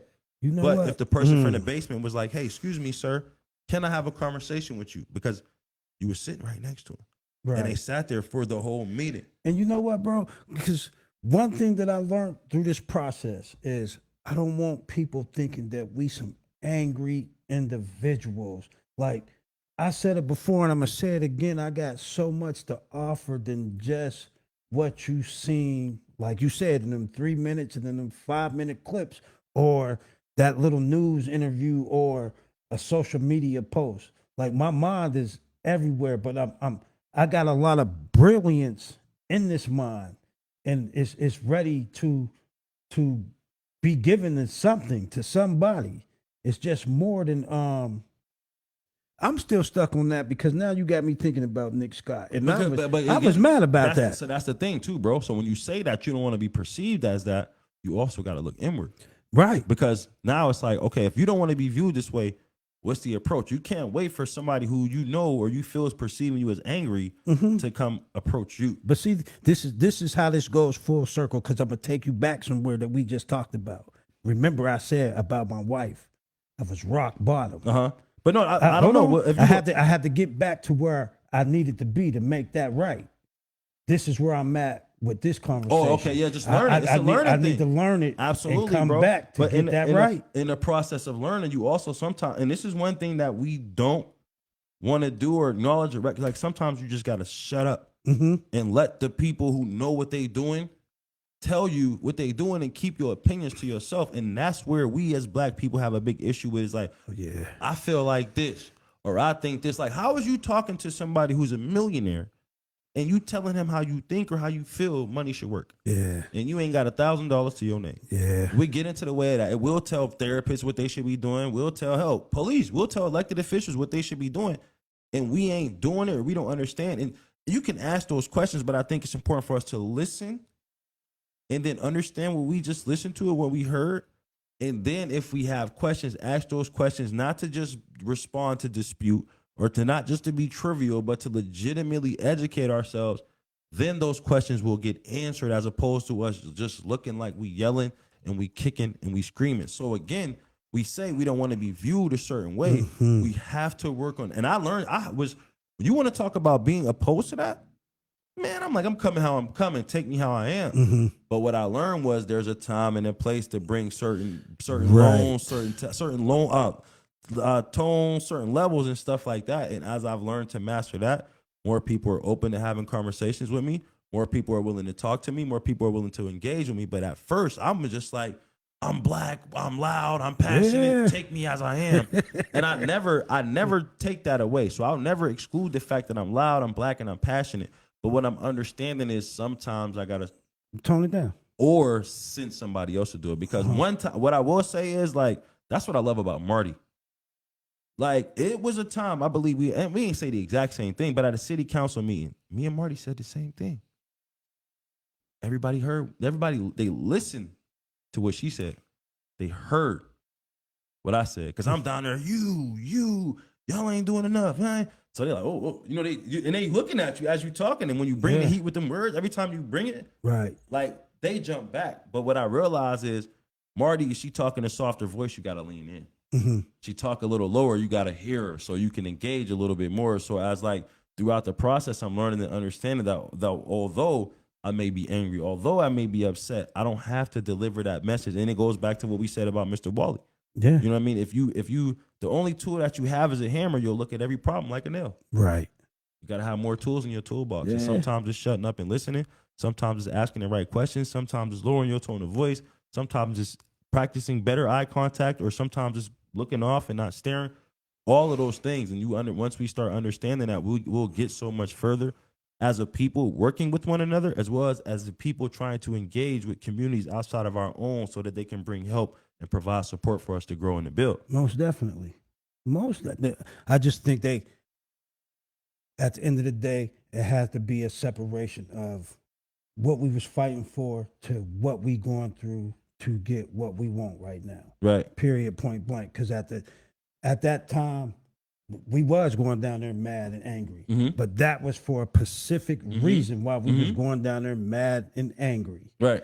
Now, when we break it down to remove the mad and angry. Right. Facts, logic. Absolutely. It needs to be removed, and it goes to that one meeting with Nick Scott sitting there with his son and me listening to him. Right. But instead of getting mad, I was not formulating a plan to get next to Nick Scott. I was ready to say, F Nick Scott and his money. Right. Why you doing this? These poor black women back here crying and screaming, and you talking about this hotel. Think about that for a second. Yeah, it's wild. Think about that for a second. What you was thinking about going in and saying. It wasn't smart. And then he probably didn't even understand that was an issue, as opposed to, hey, Mr. Scott, listen, man, we got some people that's struggling. Like, maybe you can help. And if you can't help, can you send some friends? Because it don't always got to be money. He might have some people who need to do some community service. Like, hey, I'm going to send a construction crew over there to repair the basement, and we'll write it off as a tax write-off. Absolutely. What organization can sponsor this? Do you have I'm not asking you, but he might be like, is there a nonprofit organization that I can do a tax write-off? I got a construction crew. They'll go in there. Right. I can send 20 guys to do that job in 3 days. We need to be thinking about how we can build relationships like that, as opposed to looking at every single person that's up and that's doing something good and being angry at them because we don't have what they have. And it's understanding what you're going to talk about beforehand. Like, everything shouldn't just be rah, rah, rah, we on go. Yeah. Malcolm, Deontay, Terry, Jerry, Michael, go, go, go. Like, you go, you go, you go, you go. Like, I'm learning the differences of when to go, when to shut up, when not to speak. Right. Like, I haven't been speaking. I just been going to listen.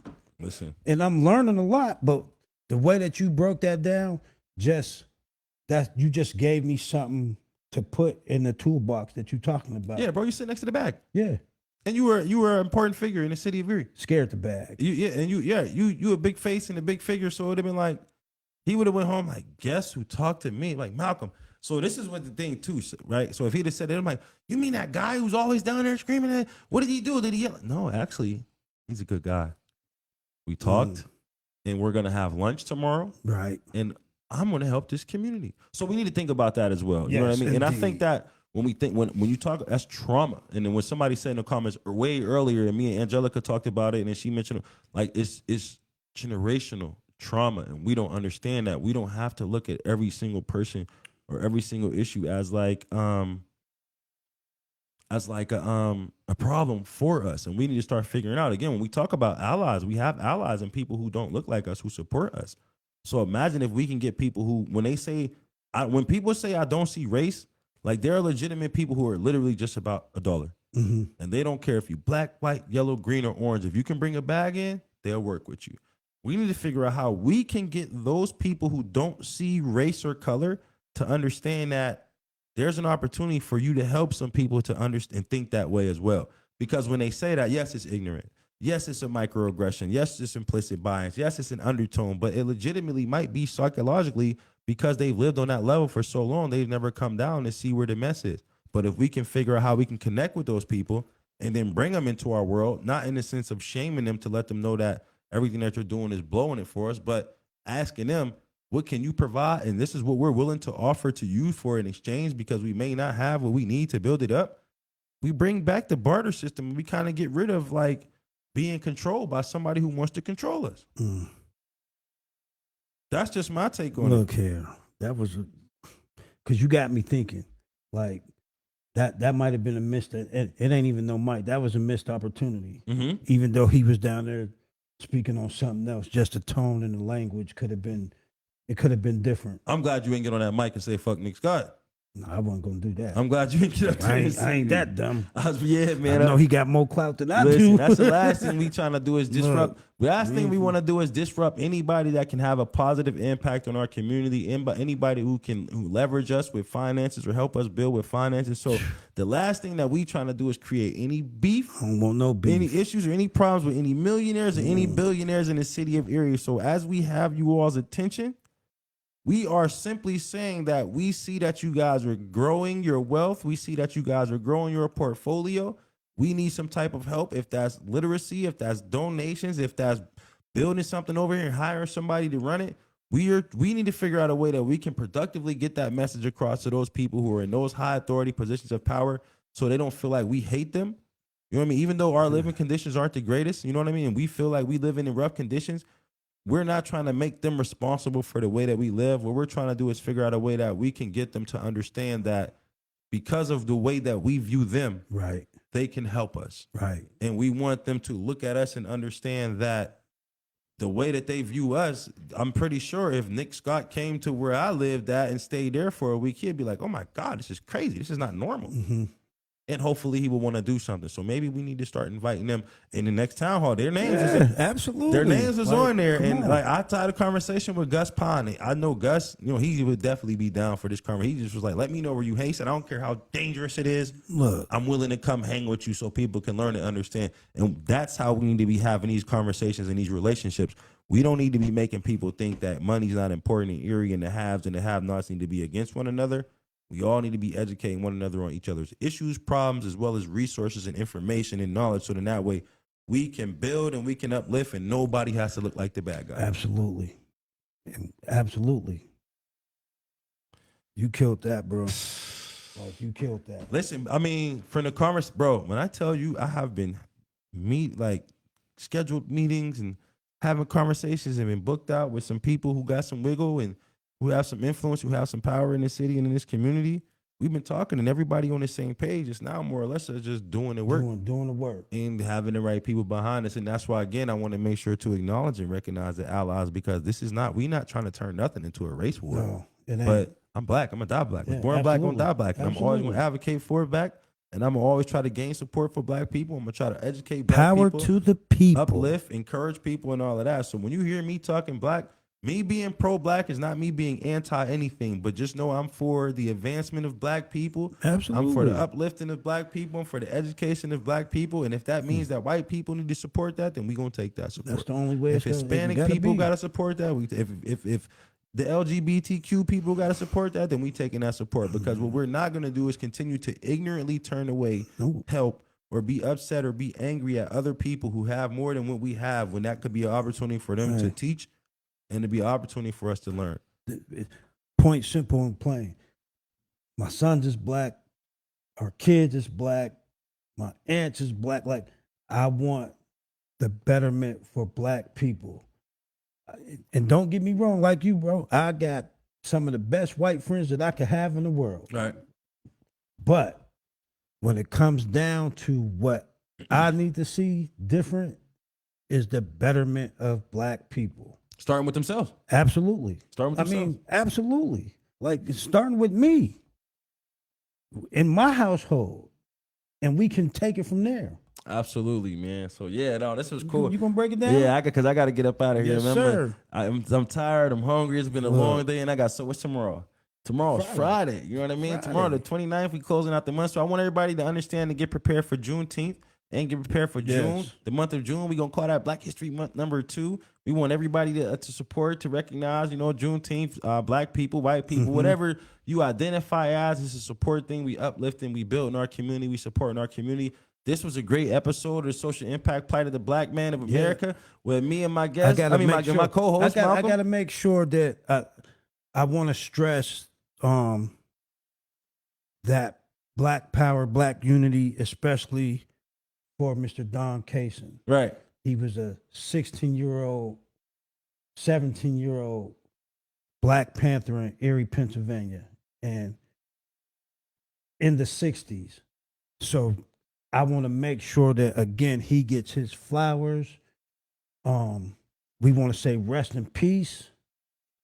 We want to thank you for the fight that you put in for black people. I want to thank your daughter for reaching out to me and giving me some information just on the background of what he meant to his community. So again, I got to give him the black fist. I got to make sure that his name is solid with us speaking about the Black Panthers. And again, he was a Black Panther from Erie, Pennsylvania. It was unheard of, and I've been searching for that, and I found it. So I want to thank Alicia for that, because that was, to see that picture, bro, and then to hear that he passed away within those next couple of days, like, I'm thinking I'm going to meet him and get to speak to him, and we going to talk about this, and I didn't get that opportunity. So I want to make sure that I definitely give him his flowers. And my fist is in the air, and it's always power to the people. Absolutely. And with that, we are going to sign off. Y'all have a good night.